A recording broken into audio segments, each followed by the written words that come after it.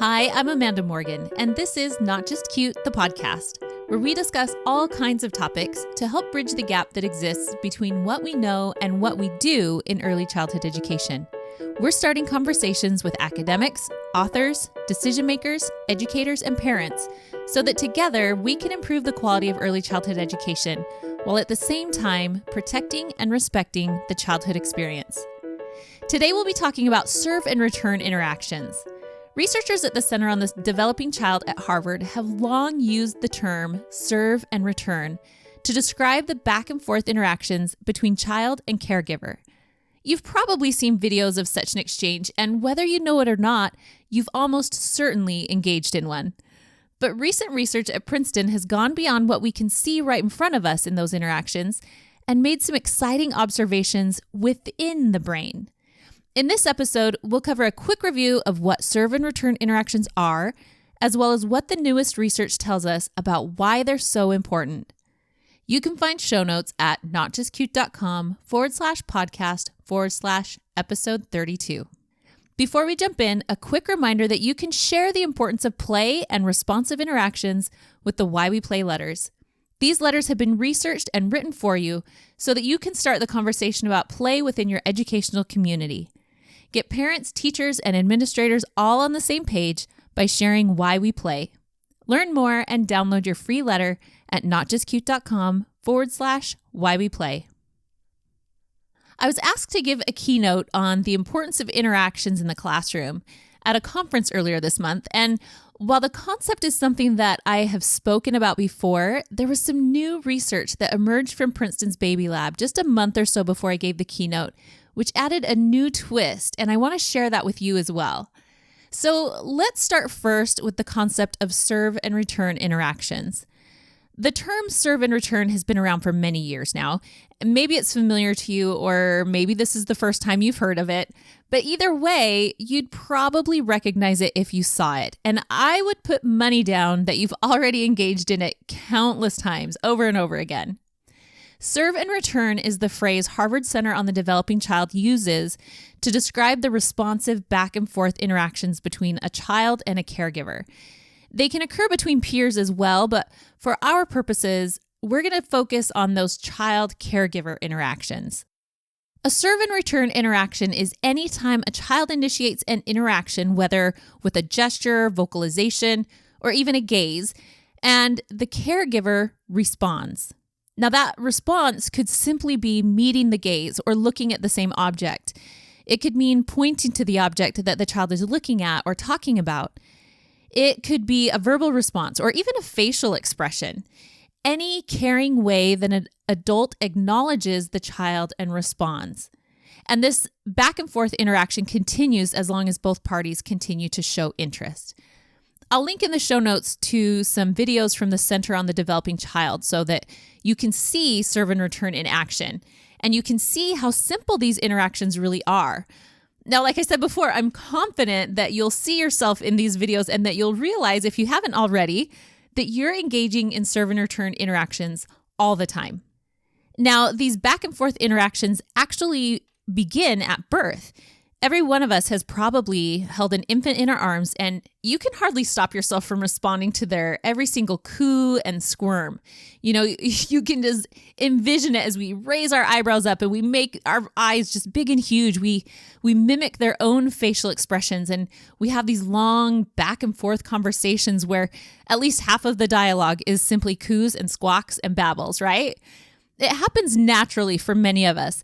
And for our counterpart in this interaction, the infant, it's fascinating to note that at this phase of life, the infant's field of vision is best at 8 to 10 inches from its face, which happens to be about the distance that we tend to hold and naturally position new babies from our own faces as we hold them and feed them and talk with them. They are designed to focus in on our faces and engage in these interactions because these interactions are a crucial part of their brain development. Dr. Jack Shonkoff of the Center on the Developing Child points out in a podcast that I'll link to in the notes that brain development is a perfect example of the interplay between nature and nurture. By nature, brain development is driven in a predictable sequence and season, like we talked about before. But at the same time, there's this nurture aspect, the experiences and environments that influence a child, and they make a big impact on the specifics of how that development plays out. As Dr. 𝐞𝐞𝐞 points out, nature is essentially the blueprint and the design, but nurture is all the individual changes and decorative decisions that the individual family living in the house will make. Serve and return interactions, particularly with parents and caregivers, are a key part of the nurture required as the young brain continues to develop and form. These interactions encourage a sense of self while also building attachment to others. They're supporting regulation and building connections and brain structure all through these seemingly simple responses and exchanges. In fact, the key takeaway that I've gleaned from Dr. 𝐞𝐞𝐞's work, if I can put it into just one phrase, is that all human development happens in the context of human relationships. And I don't think that we can overstate that. All human development happens in the context of human relationships. So as much as we want to isolate and analyze and pick apart the many different aspects of human development, we come back to this old nature versus nurture debate. And the resolution is summed up in the fact that the nature of human development happens in the context of the nurture of human relationships.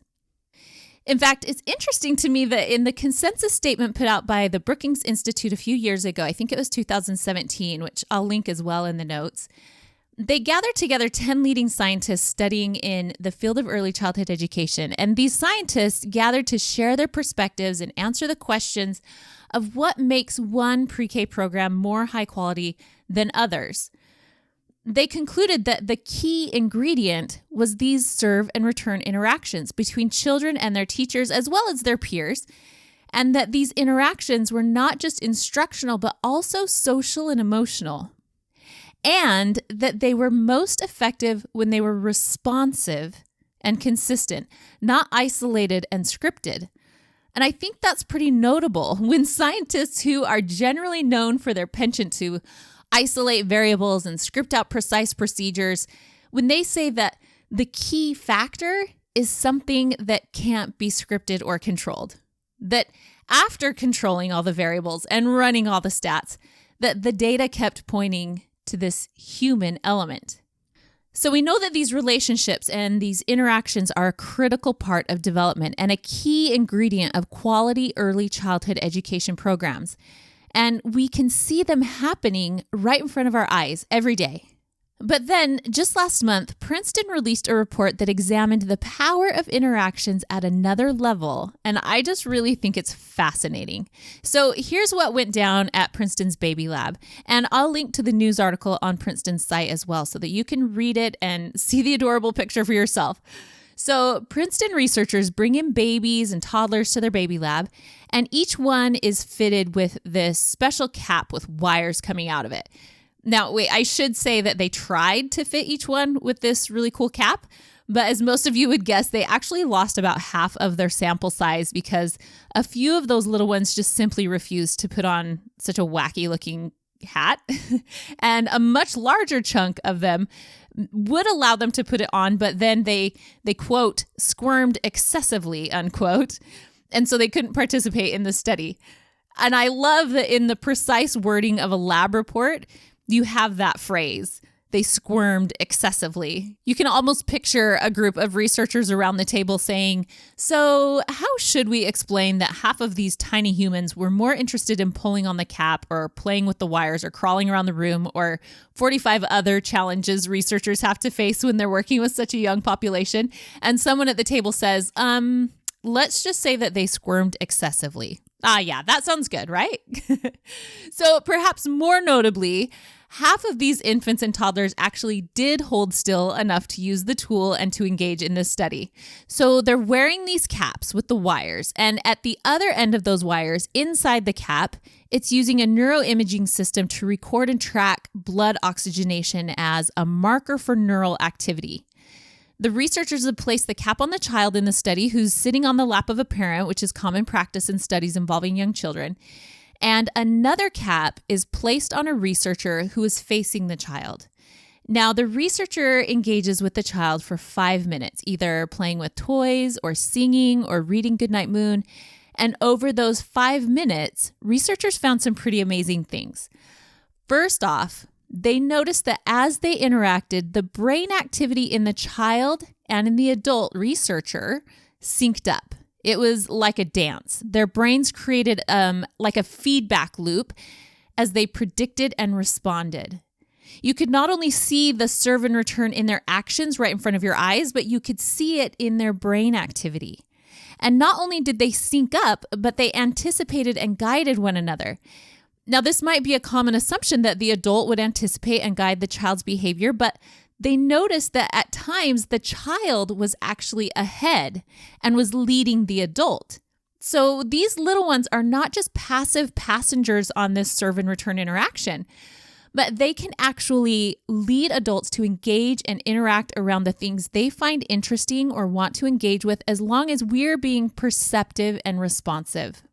Another surprise was that the highest concentration of this brain activity was in the prefrontal cortex, which is notable for several reasons. First of all, the prefrontal cortex is responsible for some pretty advanced upper level thinking.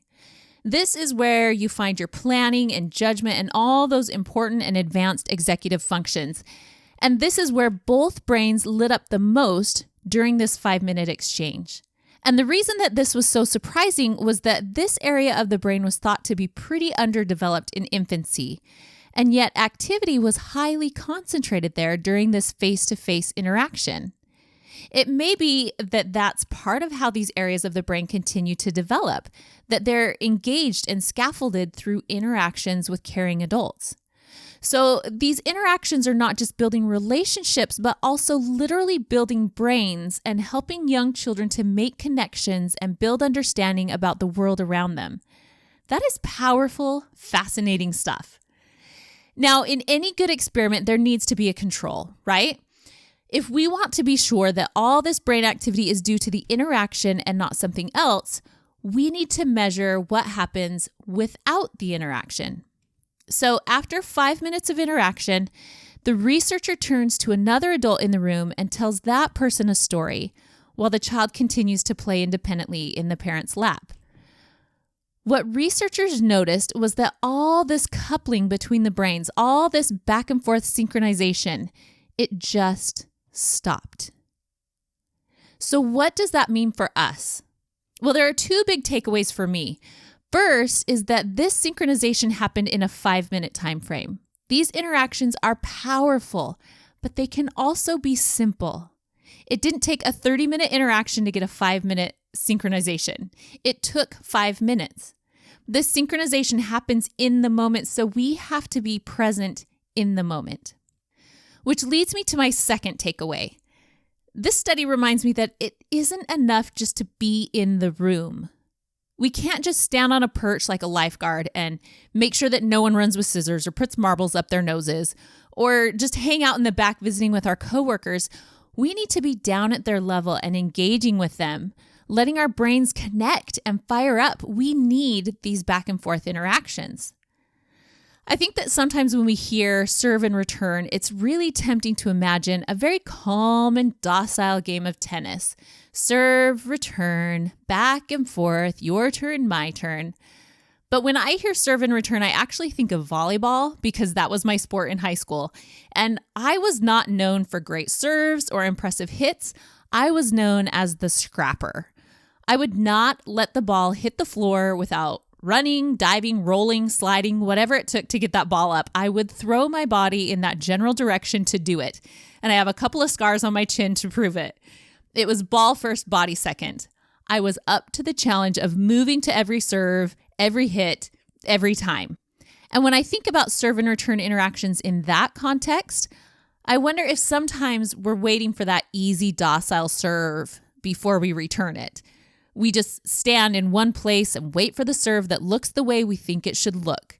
But in reality, we have to be flexible. We have to be agile. We have to be ready to move and to respond to what they need and not just what we're waiting to see. Effective serve and return takes intention and it requires effort. In fact, I mentioned before that I sometimes imagine this docile back and forth tennis match, but have you watched professional tennis lately? It is not docile. They are moving. So just imagine your favorite tennis player, Serena or Coco or whoever, and channel that same level of tenacity and effort into being ready and responsive when those serves come your way. Now, I do have to leave one caveat. It can be tempting when you learn about how important interactions are and how powerful this serve and return dance can be to then go overboard in one direction and try to, or at least feel the pressure to try to constantly fill every single moment with talking and face-to-face interactions and just so much. There does still need to be a counterbalance. Just as our bodies need a balance of exercise and rest, we also need a balance of engagement and reflection. We need to get on the ground and engage with children. We need to respond when they send a serve our way. And at the same time, we need to be observant and notice when they need space and independence and quiet and reflection, and be responsive to that as well. At the end of the day, that's what this is all about. Seeing children, really seeing them, and responding to them appropriately, having simple, powerful, shared moments together. That's what builds security and relationships. That's when brains light up in sync, and that's what helps build brains.